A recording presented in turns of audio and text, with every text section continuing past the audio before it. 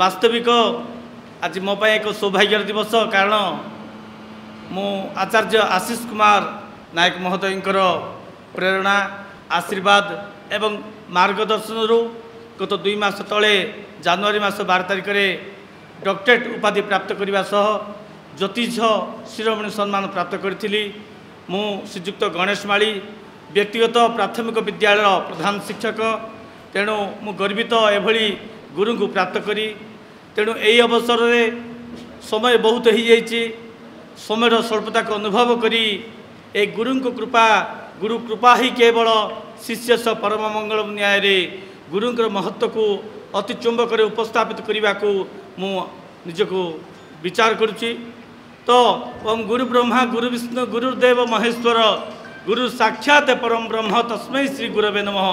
आमर भारतीय संस्कृति ये जो भारतीय परंपरा अच्छी ये गुरु को अति श्रेष्ठ स्थान प्रदान करिसंती जो गुरुंकर महिमा को स्वयं भगवान गणेश माता सरस्वती मध्य संपूर्ण व्याख्यान करि पारनांती एवं ये गुरु कृपा एभली एक विषय एभली एक उपादान जहाद्वारा मूक मध्य सबकिछि कहि पारिबो एवं पंगु मध्य से पर्वत शिखर को जाई पारिबो। गुरु एठारे 2टी अक्षर समान रही प्रथम अक्षर गु अर्थ गुटिका बा अज्ञान को रु अर्थ रध करती अर्थात जे अज्ञान को रध करती सी होती गुरु। प्रातः काल पूर्व आकाश रे सूर्य उदय होगा मात्रे जो भली अंधकार दूरीभूत हो जाए तद्रूप गुरु को आशीर्वाद होगा द्वारा शिष्यांक ठारे अज्ञान अंधकार दूर हो जाए। गु अर्थ गुणातीत रु अर्थ रूपातीत जे गुण अतीत जे रूपरित अतीत सी होती गुरु। परंतु गो गंगा गीता गायत्री गुरु गोविंद ए भारतीय संस्कृति 6टी मौलिक उपादान एमध्य श्रेष्ठ होती गुरु कारण गौ माता गंगा माता गीता माता गायत्री माता स्वयं गोविंद विषय महत्व को प्रतिपादन करने सामर्थ्य केवल गुरु पाखरे ही अच्छी। पुनश्च कबीर जी कहते गुरु और गोविंद में कौन बड़ा है और क्यों बड़ा है। उत्तर कहते गुरु और गोविंद में गुरु ही बड़ा है क्योंकि गुरु ही गोविंद को प्राप्त करने के लिए सिर्फ रास्ता बता सकते हैं। तेणु गुरु की महिमा को आम अवर्णनीय अकलनीय अभाषणीय आम कहीपर।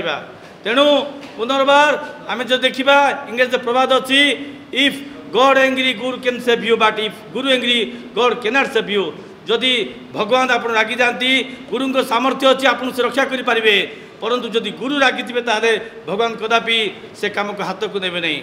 गणित साहित्य सामाजिक विज्ञान इंग्राजी पदार्थ विज्ञान रसायन विज्ञान एवं सबु प्रकार मोटरसाइकिल शिखा रसी शिखापी जो गुरु आवश्यक होती से समय आध्यात्मिक विद्या शिखापी ज्योतिष विद्या शिखापी कौन पर गुरु प्रयोजन हेब नहीं। ऋग्वेदर मंडूकोपनिषद आसूची दे विद्ये वेदितव्ये पराच पराये च अपरा ऋग्वेद यजुर्वेद सामवेद अथर्ववेद शिक्षा कल्प छंद निरुक्त ज्योतिष व्याकरण इति मधिगम्यते सा विद्या जा विमुक्त है।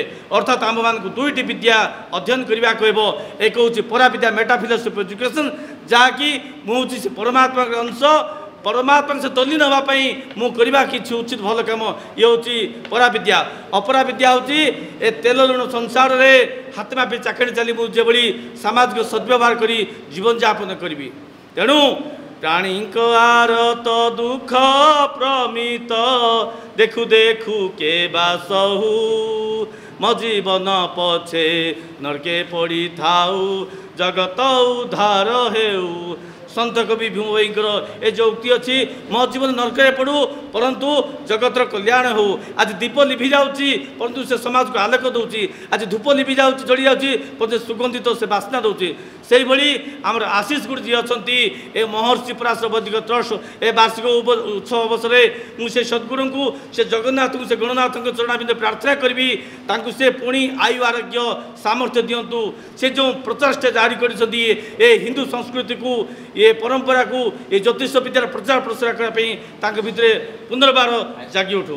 तेणुक परिशेष में समस्त को पुनर्बार मु प्रणाम जनाऊँगी विशेष करके मो गुरु आचार्य आशीष नायक जीवन समस्त दुख क्लेश जंत्रणा आशु अवसान पूर्वक तांकर जीवन सुधामय दिव्यमय हो एति कही वाणी विराम दूसरी। वंदे मातरम। भारत माता की जय। जय गुरु।